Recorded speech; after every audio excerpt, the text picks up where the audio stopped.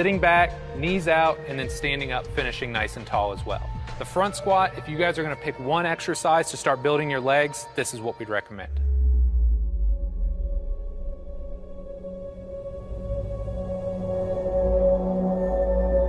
The next exercise we're going to demonstrate is a Romanian deadlift, or RDL for short. Now this is a fantastic exercise because it's really going to isolate the glutes and the hamstrings on the back side of your body. So I'm going to have Craig go ahead and pick up the dumbbells here, and I want to give you a few coaching points, or really setup points, before you get into the exercise. If you can imagine, we're going to work on the glutes and the hamstrings in this exercise, and what you're going to focus on is pushing the hips back. So to do that, you want soft knees, you don't want them locked, and you want a nice neutral spine position top to bottom.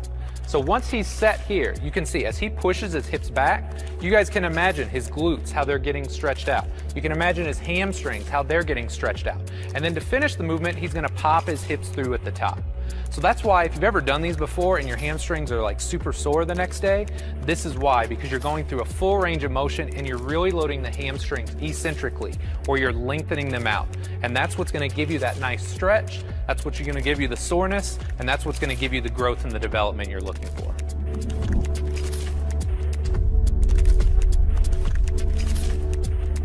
The next exercise we're going to cover is a lunge. And the reason we've chosen this is because as soon as you go from 2 legs to 1, it's just going to change the stress on your muscles just a little bit. So Craig's going to go ahead and grab the dumbbells here. And to perform a lunge, he's up nice and tall. He's going to take a big step forward. He's going to land on his heel and push back.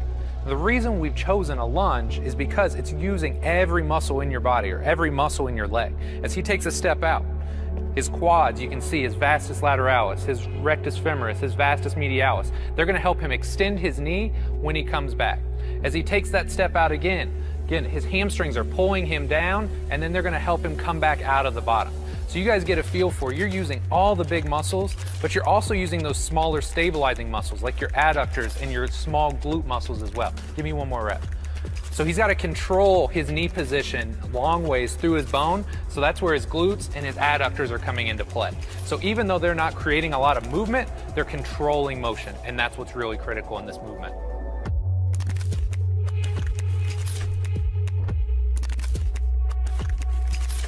The final exercise we're going to cover here today is just your standard standing calf raise. Now, we're going to demonstrate it using body weight, but feel free, if you're doing this at home, you can use dumbbells, you can use a barbell, or even a standing calf raise machine. So I'm going to go ahead and have Craig just pick up this easy curl bar and use that to steady himself. And the best thing about a standing calf raise, or really most calf raise variations in general, they're very hard to do wrong. They're not very complex. In this case, you can see he's got his knee nice and straight, because remember, we're targeting the gastroc here. And what I want him to do, go ahead, get a full range of motion, really stretch out the gastroc and that Achilles tendon, and then come up nice and tall, getting a nice squeeze at the top. One of the big cues that I use in this case is that as you come down and you stretch, give that stretch a second or two, because the Achilles tendon stores a lot of energy. So if you're just bouncing up and down, you're not going to maximize your muscle growth. So get a nice stretch in the bottom, a nice squeeze at the top, and that's going to help you maximize your calf development.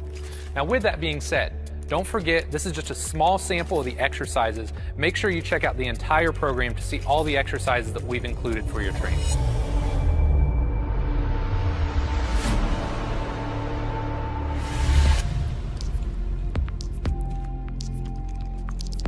After watching this video, you may be feeling just a little bit overwhelmed. And if that's the case, trust me guys, I get it. We've covered a ton of information.